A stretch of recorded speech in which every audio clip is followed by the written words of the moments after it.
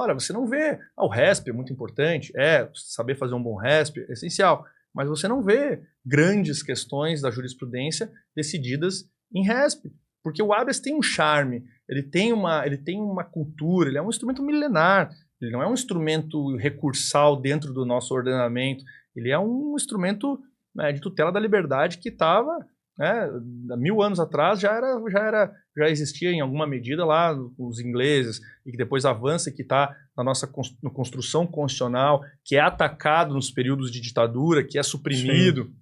E que retorna depois. Tá lá o Técio Lins e Silva, né, peticionando sem nome, mas ainda assim, né? Exato. Então eu acho que advogar na área penal se confunde com saber fazer um habeas. Eu acho que ele é negligenciado. Eu acho que em alguma medida ele é negligenciado. Ele é de alguma forma padronizado. Eu falo sempre nos meus cursos, das imersões, meus cursos ou eventos que eu vou, eu falo, o habeas tem que receber maior dedicação, tem que receber maior atenção.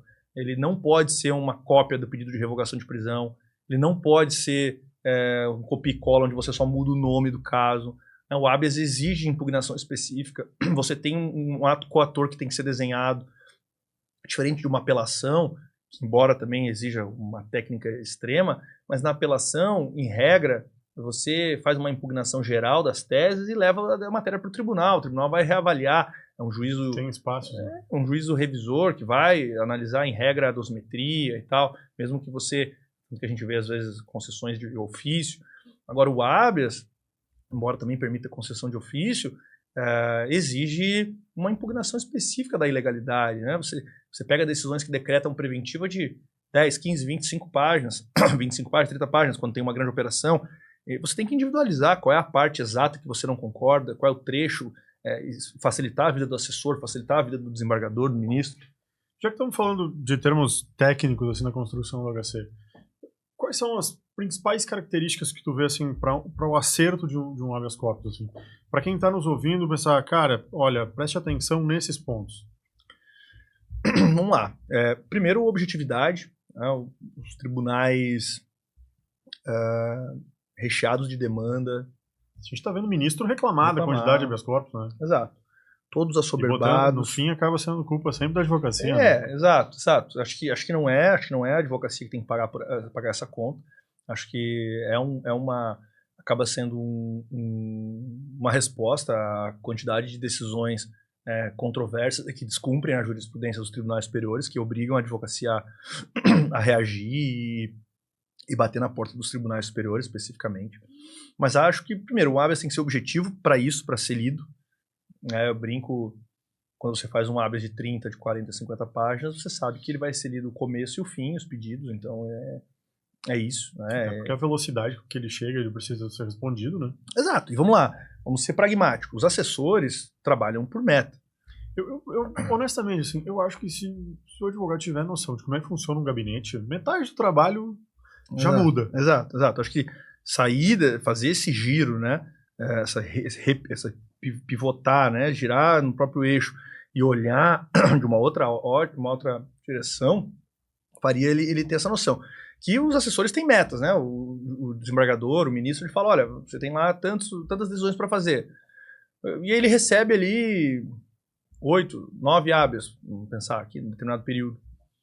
Ele vai priorizar o quê? Os habeas mais objetivos, porque ele não vai... se ele tem 10 para fazer na semana, ele tem ali alguns que são muito longos, que são muito ruins de ler, a tendência é que esses aí vão ficando. Então, primeiro, um habeas objetivo faz com que você seja lido mais rápido, que você seja... É uma peça mais convidativa para poder ser apreciada, também para ser compreendida. Sim. Né? Eu lembro de uma história que o João, lá de Brasília, parceiro do André no Mind Juice, ele conta do habeas corpus no meio do caos do 8 de janeiro. Ele chegou lá com um habeas corpus de 1 página. Ele chegou pro desembargador e disse, cara, não, mas o meu tem 1 página. Ele falou, cara, eu preciso bater minha meta, quem é que foi primeiro? O dele. E ele teve a concessão. Imagina. É isso. Então a gente tem a objetividade como principal característica hoje, eu acho, do habeas. Né? Então escrever bem não é escrever muito, não é dar volta, não é falar conforme já dito, na mesma linha do que já foi dito e tal, é você escrever e confiar que vai ser lido isso, e, enfim. O habeas, ele exige, como eu disse, uma impugnação específica do que você está alegando. Então, o que significa impugnação específica no âmbito do habeas? Significa você identificar na decisão combatida o trecho exato que você não concorda. Então, você não tem como simplesmente transcrever a decisão inteira ou simplesmente anexar a decisão e dizer que ela é um ato coator, dizer que ela está gerando ilegalidade. Você precisa identificar o trecho dela específico, transcrevendo esse trecho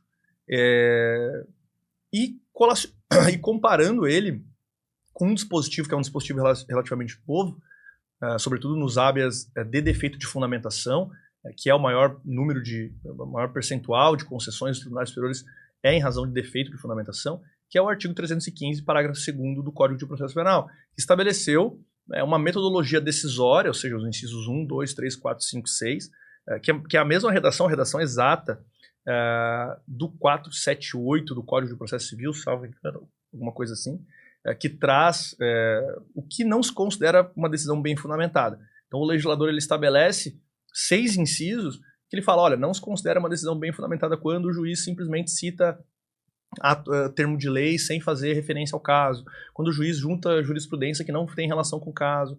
Então, esse dispositivo conciliado com o trecho da decisão, então como é que a gente faz impugnação hoje de decisão em habeas? A gente fala, olha, a linha tal, da página tal, da decisão em anexo, ela viola o dispositivo tal, o inciso tal do 315. Né? Então, com essa correlação entre a decisão e o dispositivo para habeas liberatório, repressivo, hoje é essencial. Não fazer mais uma impugnação geral, assim, a decisão é ilegal porque utiliza a ordem pública de maneira genérica e simplesmente transcreve a decisão inteira. Não, peraí, onde? Qual é o motivo que o juiz visualizou a ordem pública? É pela quantidade da droga? É pelo número de facadas? É pelo dinheiro desviado? Ou seja, você critica essa premissa. Então, criticar a premissa trazida na decisão, identificar ela, criticar... Sim, de maneira objetiva e é isso aqui. Exato. Até para que você possa dar condições para que o desembargador analise dentro do parâmetro dele se aquilo é ou não é um fundamento idôneo. Né?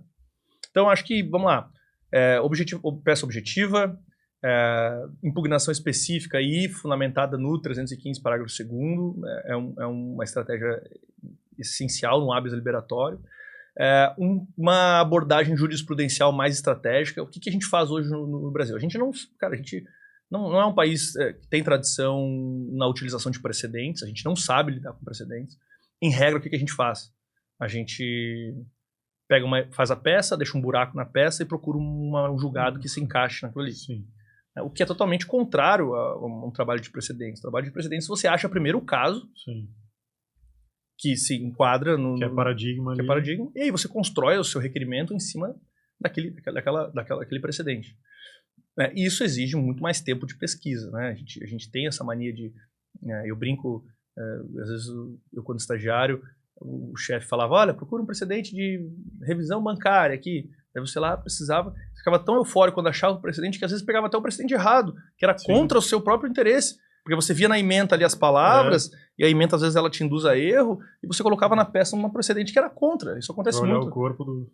Exato, é contrário. Então, trabalhar com precedentes de maneira efetivamente estratégica, buscando um caso. Então, eu dou exemplo. Não faz sentido você botar no seu habeas um precedente de estupro num caso de tráfico.